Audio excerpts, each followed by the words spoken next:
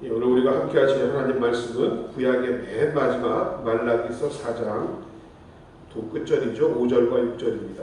구약 말라기 4장 5절과 6절. 구약 성경 1331면에 있습니다. 말라기 4장 5절과 6절을 찾으신 분은 함께 읽도록 하겠습니다. 보라, 여호와의 크고 두려운 날이 이르기 전에 내가 선지 엘리야를 너희에게 보내리니 그가 아비의 마음을 자녀에게로 돌이키게 하고 자녀들의 마음을 그들의 아비에게로 돌이키게 하리라. 돌이키지 아니하면 두렵건대 내가 와서 저주로 그 땅을 칠까 하노라 하시니라. 네. 오늘 말라기서 4장 5절과 6절을 본문으로 마음과 마음의 만남이라는 제목으로 함께 은혜 받기를 원합니다. 인생은 세상에 나면서 여러 가지 복을 받아야 하지만 특별히 만남의 복이, 축복이 중요하다고 생각이 듭니다.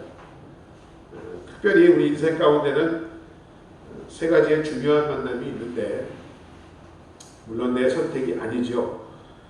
그 첫 번째가 바로 우리는 부모를 잘 만나야 할 줄로 믿습니다.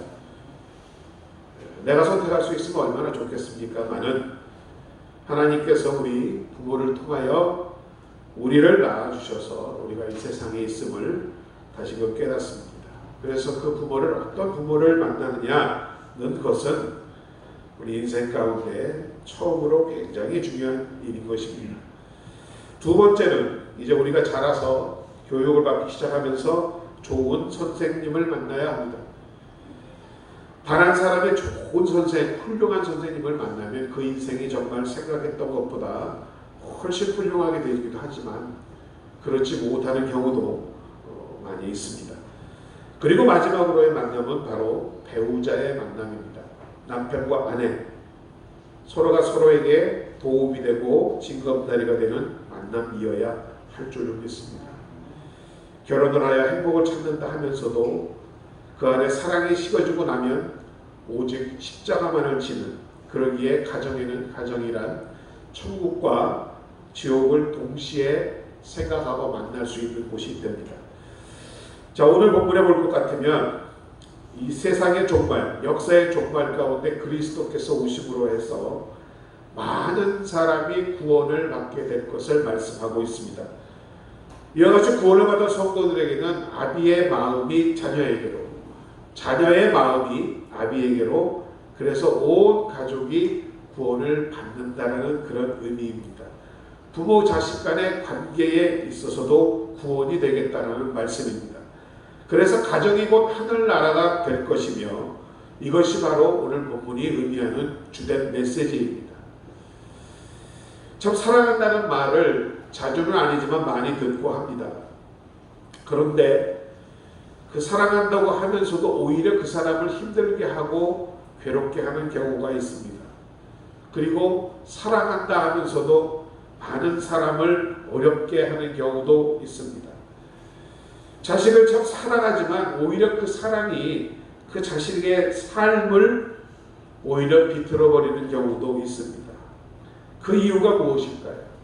바로 그것은 사랑한다는 말에 있는 것이 아니라 과연 그 말과 같이 그 마음에 있느냐가 중요한 것입니다.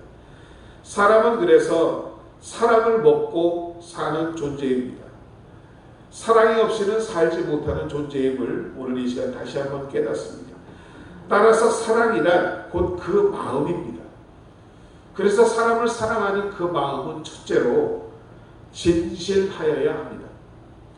정직하여야 합니다. 사랑하는 자 앞에는 여러분 정직하게 되어 있습니다. 참으로 사랑하면 거짓이 없습니다. 진실만이 최고의 사랑인 줄로 믿습니다. 우리 모두 이 시간 다시 한번 자녀들 앞에서 부모들 입장에서 정직하기를 다짐하시기 바랍니다. 또한 자녀들은 부모 앞에서 정직하시기를 다시 한번 결단하시기 바랍니다. 잘하고 못하고의 문제가 아닙니다.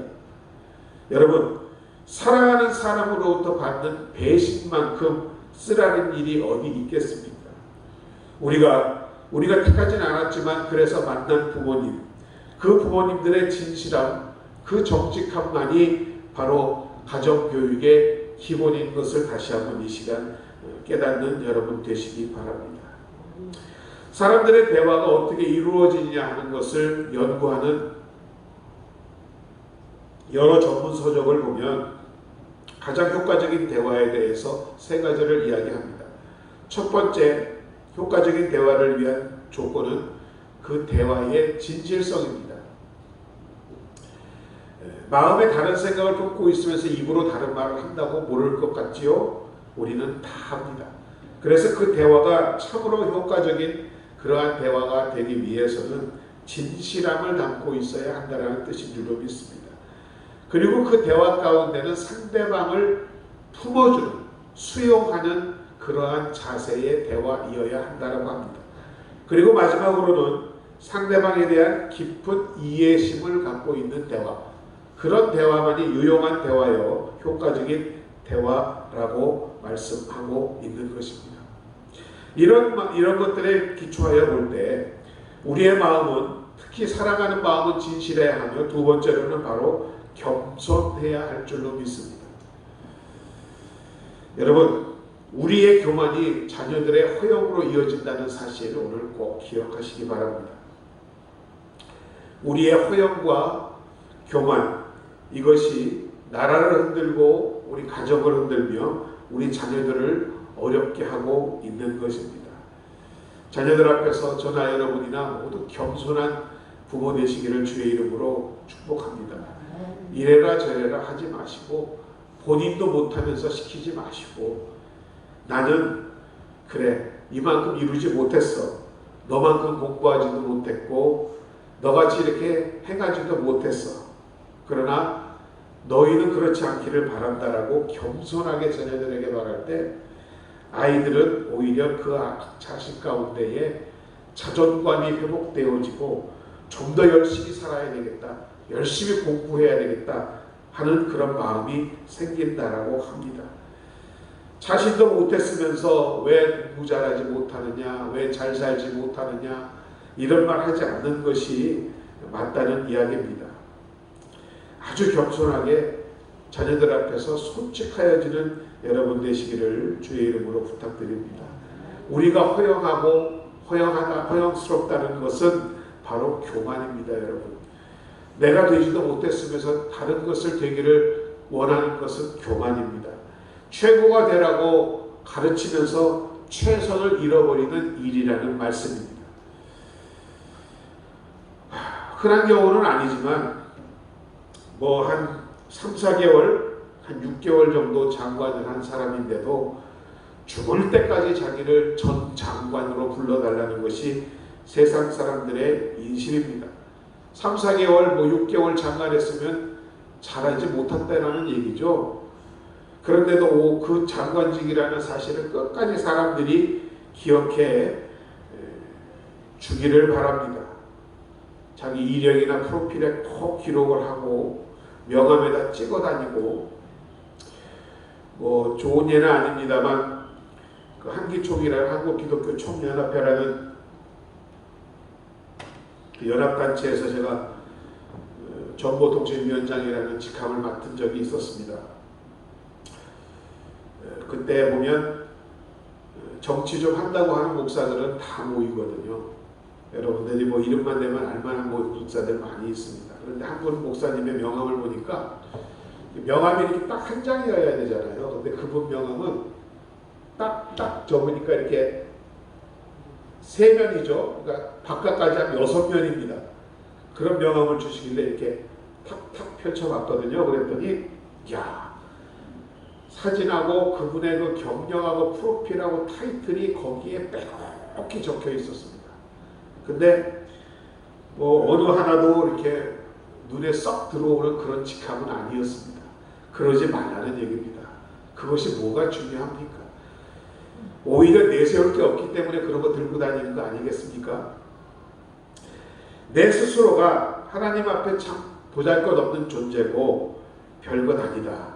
우리 집안 뼈대 없어. 별로 대단한 집안 아니야. 그런 생각을 가져야 할 줄로 믿습니다. 가문이 어떻고 뼈대가 어떤데 너는 왜 이 모양이냐라고 그렇게 아이를 가르치면은 그 교육이 아이의 인생을 망친다라고 말씀하고 있습니다. 최고가 아닌 최선을 향해서 나가야 한다라고 말씀하는 것입니다. 지금 우리의 입장에서, 처지에서, 자녀의 입장에서 최선이 뭔지를 알려주어야 한다라는 것입니다. 그것이 행복할 수 있는 비결이고, 그것이 아이를, 자녀를 정직하고 진실되게 자라나게 할 수 있는 일이라고 합니다. 그 다음 우리의 마음은 기다림이어야 한다라고 오늘 본문은 말씀합니다. 시간을 주는 것입니다. 기다림의 시간이 바로 그 사람을, 자녀를 사랑하는 어떤 기준이 된다라고 합니다. 여러분은 얼마나 기다려줄 수 있습니까? 자녀를 향하여 얼마나 인내하실 수 있습니까? 기다림이 바로 사랑이라는 것입니다. 언짢은 일을 보거나 우리 마음에 맞지 않은 행동을 하더라도 그거 잠시도 참지 못하고 팔깍 뒤집어 놓는 그런 일이 없어야 한다라고 합니다. 이것이 자녀들의 인생을 망치고 인격을 짓밟는다는 것입니다. 기다려 보십시오. 기도하면서 기다려 보십시오. 넉넉히 그 자녀들을 이해할 수 있을 때까지 그런 기회가 올 줄로 믿습니다. 아픈 마음의 치유라고 하는 책이 있습니다. 그 저자는 자신의 경험을 이렇게 기록합니다. 자신의 자녀가 마음이 아파서 절망하고 눈물을 흘리며 아주 괴로워하는 것을 보았답니다. 아버지 또한 마음이 아팠습니다. 그런데 어찌할 수가 없었습니다. 늘 기도하는 마음으로 기다렸습니다. 그리고 그 자녀가 잠자는 방에 몰래 들어가서 옆에 가만히 누워 아침까지 기다렸다라고 합니다. 그리고 나왔는데 그 아들이 아침에 눈을 뜨더니 아버지 고맙습니다. 괜찮습니다. 제가 이제는 넉넉히 이길 수 있을 겁니다. 하더랍니다. 따라다니면서 너 왜 그러느냐, 무엇 때문에 그러느냐 자꾸 해봐야 그 상처를 찌르는 일이라고 밖에는 말하지 않습니다. 가만히 옆에 앉아 기다리는 마음, 그것이 바로 자녀를 살리는 일이라는 것을 오늘 다시 한번 기억하시기 바랍니다. 너무 말이 많지 않아야 합니다. 말로만 뭘 해결하려고 해서는 안 된다는 것입니다. 오히려 침묵하고 기도함으로 기다림이 필요하다는 말씀입니다. 조용히 함께하는 그 기다림이 자녀를 살리고 자녀의 길을 옳은 길로 인도하여 줄 줄로 믿습니다. 그러할 때에만이 비로소 부모의 마음과 자녀의 마음이 통한다라는 것입니다. 또한 마음이란 믿음입니다. 이 기다림이 전제되기 위해서는 믿음이 있어야 하겠죠. 끝까지 믿어주어야 합니다. 과거의 일도, 지금 자녀들의 모습도, 그리고 앞으로의 일도 여러분 믿어주어야만 합니다. 세계적으로 유명한 CEO의 한 사람이 이러한 책을 쓴 적이 있습니다. 지난날을 회상하면서 이렇게 말했습니다. 자신에게는 그레이스라고 하는 어머님이 계셨는데 그 어머님이 그 아들을 그토록 믿어주셨답니다. 모든 사람이 나를 믿지 않을 때도 어머니는 나를 믿었고, 나 자신도 나를 믿지 못할 때조차도 어머님은 나를 믿어주셨다라고 합니다. 너는 할 수 있어. 이겨낼 수 있어. 너만이 할 수 있는 일이야. 이러한 믿음을 끊임없이 보아주었다라고 합니다. 끝까지 그리고 믿어주었다라고 합니다. 그 자녀가 바로 그래서 세계적으로 유명한 CEO가 될 수 있었다라고 말하고 있습니다. 여러분은 여러분의 자녀들을 얼마나 믿으십니까? 얼마나 기다릴 수 있습니까? 저도 기억이 납니다마는 돌아가신 우리 권사 어머니가 항상 그런 믿음과 기다림의 말을 해주셨던 것을 기억합니다. 너는 할 수 있어. 어린 마음에도 근거 없는 얘기 같았습니다. 못할 것 같았거든요. 그런데 너는 할 수 있어. 그리고 밤이 맞도록 제 방문 앞에서 기도하시는 어머니, 그 생각만 하면 못할 일이 없었습니다. 여러분, 아무리 나이가 많이 먹고 60, 70이 된 자녀들이라 해도 자녀들입니다. 끝까지 말 한마디라도 믿어주시고 하나님이 복 주실 거야. 이런 사람을 살리는 말을 하실 수 있는 복된 여러분들 되시기를 주의 이름으로 축원드립니다. 이런 말을 하기 위해서는 우리 마음 가운데 말씀드린 것과 같이 진실함과 인내함과 또 믿는, 사랑하는 그런 마음이 있어야만 가능하다라는 것입니다. 그런 마음이 있을 때마다 이런 말을 할 수가 있겠죠. 나는 당신을 생각할 때마다 행복하고 하나님이 당신을 내 가정에 보내주신 것이 너무나 기쁘다. 그런 말이 마음이 없으면 나오지 않는 것입니다. 만날 때마다, 일이 있을 때마다 너는 왜 그 모양으로 태어나서, 이건 아니죠. 세상 사람들이 하는 말인 줄로 믿습니다. 너 때문에 살 수가 없어. 아이고 죽겠어. 이런 말 하지 않는 여러분이신 줄 믿습니다. 너 때문에 나는 행복하고 네가 우리 가정에 있는 게 너무 소중하고, 그런 말을 여러분 할 수 있도록 오늘도 마음 가운데 이런 마음들을, 생각들을 품는 여러분 되시기를 주의 이름으로 축원드립니다. 진실해야 합니다. 인내하고 믿어주어야 합니다. 그것이 여러분 자녀들을 사랑하는 마음인 줄로 믿습니다. 한 어머니의 실수로 아들이 그냥 집을 나가버렸답니다. 가출을 했대요. 한 달 동안이나 찾을 수도 연락할 수도 없었는데, 우연히 알고 나서 보니 그 자신의 집 건물의 계단 밑에 있는 방, 지하실 방 하나를 얻어서 거기서 몰래 숨어 있었더랍니다. 물어보러 그 집에 이제 찾아가 보았답니다. 마침 아들이 없는데 그 방 안에 들어가서 보니 난장판이고 냉장고는 텅텅 비어 있었고, 그래서 어머니가 아무 말도 안 하고 다 청소를 깨끗이 하고 냉장고에 가득가득 음식을 채워놓고는 그 냉장고 문에 그 아들이 100일 때 찍은 사진, 온 가족이 그 아이로 인해서 활짝 웃고 있는 그 사진 하나를 붙여놓고는 돌아왔더랍니다.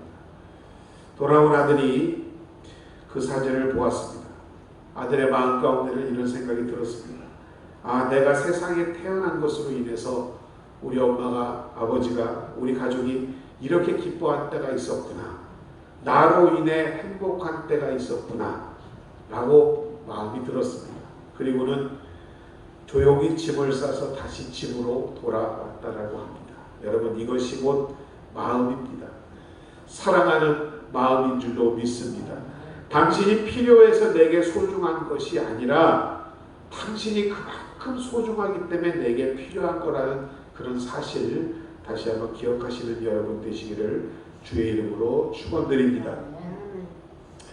아주 오래전에 아버지와 자기 친구의 대화를 들은 한 사람이 있었습니다. 서로 주고받는 말 가운데에 그 아버지의 친구라고 하는 분은 어린 나이에 보아도 자신의 아버지보다는 훨씬 더 훌륭한 분으로 보였답니다. 머리도 좋고 직장도 훌륭하고 여러 가지 상황이 아버지보다 나은 분으로 생각이 들었답니다. 그런데 아버지가 그 친구에게 물어보더랍니다. 자네는 앞으로 어떤 사람이 되기를 원하는가? 기억되기를 바라는가? 세상이 다 알아주는 유명한 사람이 되기를 원하는가? 아니면 돈이 많고 출세한 사람이 되기를 원하는가? 뭐 이런저런 질문을 했다라고 합니다. 그리고 이제 그 친구가 무슨 말을 했는데 그렇게 되기를 바라네 라고 그 얘기를 오래전에 했었더랍니다. 이제 아버지와 아버지 친구가 60을 넘어 65세가 되어 돌아가시기 2년 전에 만났다라고 합니다. 그때 되어서 아버지가 다시 그 친구에게 물어보더랍니다. 자네는 과연 어떤 사람으로 기억될 것 같은가? 그랬더니 젊었을 때 그가 바랐던 그 모든 것은 다 사라지고 고개를 숙이고 겸손하게 이렇게 이야기를 하더랍니다. 이제는 아무 소원도 없고 내 뜻을 알고 내 마음을 알아줄 수 있는 사람, 또 나로 인해서 변화된 한 사람만 있으면 나는 만족하네라고 이야기하더랍니다. 돈을 얻었는데 자식을 잃어버렸습니다. 세상 출세했는데 아내를, 남편을 잃어버렸습니다. 그들의 마음이 산산조각이 났습니다. 마음으로부터 사랑하고 마음으로부터 존경하는 것이 없어졌다라는 것입니다. 인생의 마지막에 무엇이 중요하겠습니까? 가족의 마음을 얻지 못하였을 때 모든 것을 잃은 것임을 다시 한번 오늘 깨닫는 여러분 되시기 바랍니다. 오늘 본문은 구약의 마지막 말라기서의 2절입니다. 보라, 여호와의 크고 두려운 날이 이르기 전에 내가 선지자 엘리야를 너희에게 보내겠다라고 말씀합니다. 여호와의 크고 두려운 날이란 바로 그리스도가 이 세상에 다시 재림하는 날을 의미하고 있습니다. 예수님이 오시기 전에 하나님이 큰 능력 있는 선지자를 보내서 회개 운동을 일으켜 그 백성들의 마음을 돌이킨 이후에 그리스도가 오시겠다라는 그런 말씀인 줄로 믿습니다. 마태복음 17장을 보면 내가 너희에게 말하니 엘리야가 이미 왔을 때 사람들이 알지 못하고 임의로 대우하였도다. 인자도 이와 같이 그들에게 고난을 받으라 하시니 그제야 제자들이 예수께 말씀하신 것이 세례 요한인 줄을 깨달으니라라고 말씀하고 있습니다. 그리스도께서 초림으로 이 땅에 오셨을 때에 그가 엘리야인 것을 사람들은 알지 못했습니다. 주님께서 오셔서 행하셨던 일들을 그래서 그들은 깨닫지 못하였던 것입니다. 누가복음 1장 17절에도 저가 또 엘리야의 신령과 능력으로 주 앞에 앞서가서 아비의 마음을 자식에게 거스르는 자를 의인의 슬기에 돌아오게 하고 주를 위하여 세운 백성을 예비하리라고 했습니다. 바로 사도 요한에 대한 말씀입니다. 하나님을 떠나 있는 마음이 떠나 있는 이스라엘 백성들을 회개시키고 바로 세워 하나님께로 돌아오게 하는 것이 바로 세례 요한이 맡은 일이었던 것입니다. 이어서 오늘 본문은 6절에 말합니다. 그가 아비의 마음을 자녀에게로 돌이키게 하고 자녀의 마음을 그들의 아비에게로 돌이키게 하리라. 돌이키지 아니하면 두렵건대 내가 와서 저주로 그 땅을 칠까 하노라 하시니라고 오늘 본문은 말씀하고 있습니다.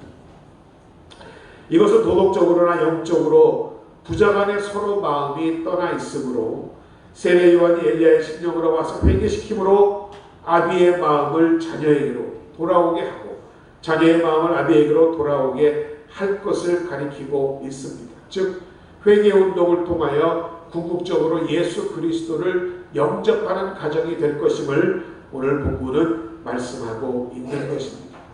그때에도 예수 그리스도를 영접하지 않는 자는 저주를 받을 것이고 심판을 받을 것임을 오늘 말라기서는 구약의 마지막 이야기로 마무리하고 있는 것입니다.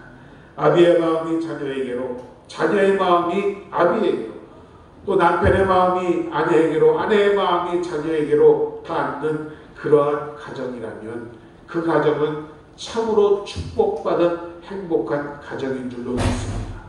우리가 그러한 마음을 품기 위한 은혜의 가정이 되기 위해서는 오직 하나, 예수 그리스도의 마음으로 하나가 되어야 할 줄로 믿습니다.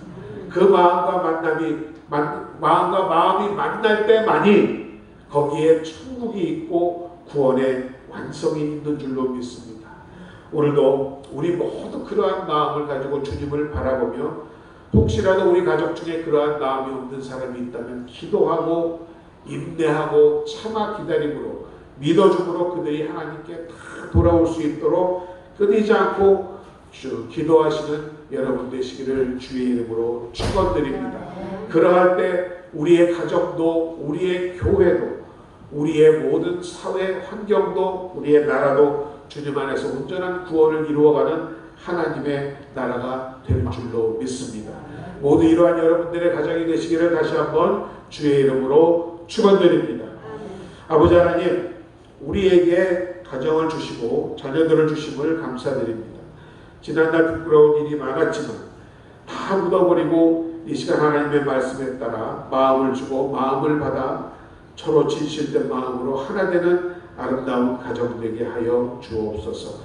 그리하여 부부를 존경하고 자녀를 사랑하며 구원을 이루는 온전한 구원의 공동체 되어서 주님 오시는 그날 주님 앞에 아버지 하나님 잘한다 칭찬받는 우리 모두의 가정들이 될 수 있도록 주님 함께하여 주옵소서. 예수님의 이름으로 축복하고 기도드립니다. 아멘. 이 시간 우리 주신 말씀 생각하시면서 함께 잠시 기도하고 헌금하도록 하겠습니다. 주의 이름 믿음으로 함께 부르며 잠시 기도합니다. 주여, 사랑하신 아버지 하나님 은혜와 사랑을 감사드립니다. 이 시간도 당신의 사랑하는 백성들 주의 말씀으로 깨우침을 주시니 감사드립니다. 이 말씀 가운데 살아계신 하나님을 만나게 하시니 감사드립니다.